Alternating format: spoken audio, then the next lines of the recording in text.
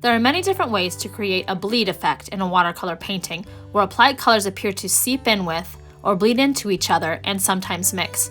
This is just one example of that process. To begin, cut your paper down to the correct size. Watercolor paper comes in two types: hot press, which is smooth with no texture, and cold press, which is slightly rougher and has a texture to it that will show through, although slightly, after the painting has dried. Either paper works fine for this technique. In order to create a bleeding effect with watercolor, the paper has to be saturated with water. This will make your paper ripple. To ensure that it dries flat, you must stretch your paper. There are two methods to stretching your paper: wet stretching, where the paper is soaked in water for a number of minutes that coincide with its weight, or dry stretching. This watercolor wash piece will use dry stretching. In dry stretching, a clean, dry piece of watercolor paper is taped onto a flat board with little to no texture. Masking tape, painter's tape, or artist tape all work well for this. Sturdy wooden boards work best, such as masonite. Tape your paper down along all four sides. Add a couple layers of overlap tape to ensure the paper doesn't warp as it dries. Once the paper is taped down, prepare your paint, brushes, and water. Watercolor comes in tubes or pans. The set that I am using is made of half pans in a variety of colors. If you're working with tube watercolors, you must first prepare your palette. Squeeze a dime-sized amount of each color from the tube onto your palette. For best results, allow the watercolor on the palette to completely dry. You'll also need a variety of brushes and different sizes. Round or flat brushes both work well for this technique. Lastly, you'll need a container or two of clean water. For this method of creating a watercolor wash with a bleed effect, I will be working in smaller sections. In this manner, the colors will bleed, but by separating them a bit, they won't become too muddy or mix too much. This way is a little more controlled. Begin by painting a section with clean water. You want to coat it several times to truly saturate the paper. After you've wet the paper in that section, add water to the color you want to use. You can, of course, blend your own colors by mixing pigments together in various ratios, or you can work straight from the palette. The more water you add to the paint, the more transparent or see-through the pigment will be. Lots of water equals a very light, very transparent color. Very little water equals a very strong, opaque, or solid color.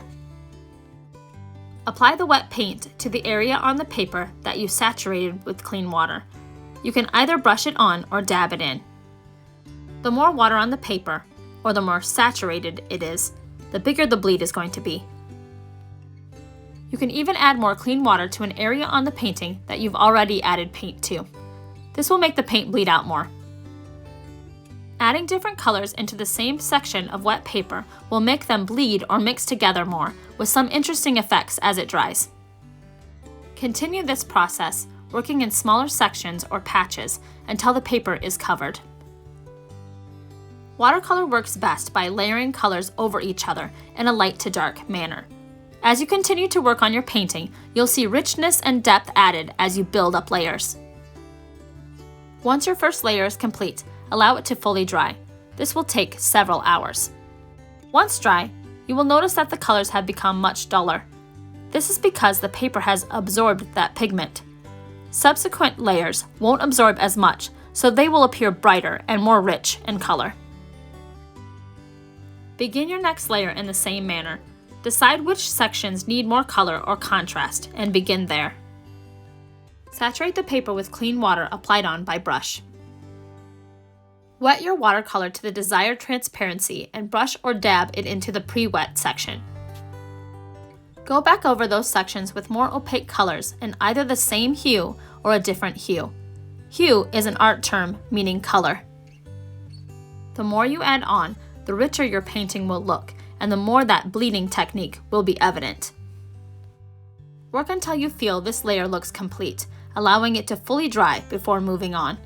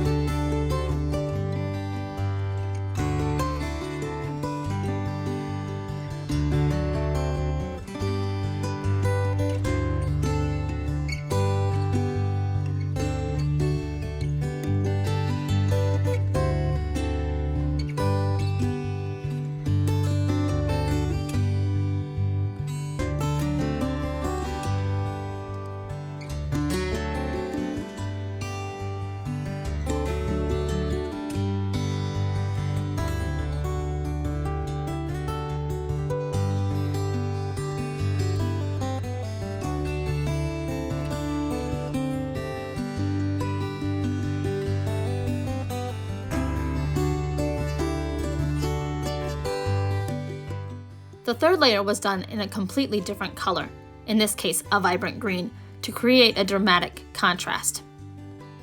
For this layer, I worked in much smaller sections. I saturated the paper with clean water and then only applied the just slightly wet pigment to the center of the pre-wet paper. This allows it to have an opaque center with bleeding edges.